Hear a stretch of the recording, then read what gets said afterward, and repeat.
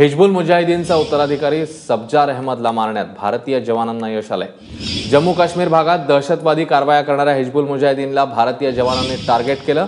हिजबुलचा top commander आणि अतिरेकी बुरहान वाणीचा उत्तराधिकारी सब्जार अहमदला घेराव घालून त्याला ठार करण्यात आलं। प्रशांत कदम आपल्या सोबत आहेत। प्रशांत, या कारवाईबद्दल तुझ्याकडे काय अपडेट्स? अश्विन, खरं तर एकूणच आजची सकाळ जी आहे ती अतिरेक्यांसाठी कर्दनकाळ ठरली आहे। कारण आज सकाळपासून दोन वेगवेगळ्या घटनांमध्ये जवळपास 8 अतिरेक्यांना भारतीय लष्करानं कंठस्नान घातलेलं आहे। 2 घटना, ज्यापैकी पहिली घटना जी आहे ती रामपूर सेक्टर मधली होती आणि दुसरी जी घटना आहे ती त्राल सेक्टर मधली आहे। त्राल सेक्टर मधल्या घटनेची चर्चा जास्त होते, याचं कारण हे की या ठिकाणी जे 2 अतिरेकी मारले गेले त्यातला एक जो आहे तो हिजबुल मुजाहिदीनचा सगळ्यात मोठा कमांडर म्हणजे बुरहान वाणीच्या हत्येनंतर ज्याच्याकडे हिजबुल मुजाहिदीनची सगळी सूत्र होती तो सब्जार भट जो आहे तो या कारवाईमध्ये मारला गेल्याची माहिती कळली आहे।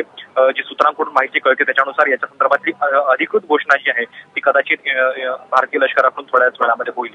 रामपूर सेक्टरची दुसरी जी घटना आहे त्याच्यामध्ये आज सकाळी भारतीय लष्कराला सीमेवरती काही संशयास्पद हालचाली आढळलेल्या होत्या आणि त्याच्यानंतर घुसखोरीचा हा एक मोठा प्रयत्न जो आहे तो हाणून पाडलेला आहे। खरं तर काल संध्याकाळपासूनच या सगळ्या सीमेवरच्या तणावाला सुरुवात झालेली आहे। ज्या ठिकाणी उरी सेक्टर आहे त्या ठिकाणी बॉर्डर ऍक्शन टीम जी आहे पाकिस्तानची, तर त्या बॉर्डर ऍक्शन टीमचे जे 2 जवान आहेत त्यांना देखील कंठस्नान घातल्यात भारतीय लष्कराला यश आलेलं होतं। त्यामुळे अतिशय मोठी कारवाई आणि जर सब्जार भट सारखा एक मोठा अतिरेकी मारला गेला असेल तर काश्मीर खोऱ्यातल्या हिजबुल मुजाहिदीनच्या या सगळ्या नेटवर्कला कुठेतरी छेद देण्यामध्ये भारतीय लष्कराला यश आलंय असं म्हणायला हरकत नाही। प्रशांत, धन्यवाद या माहितीबद्दल।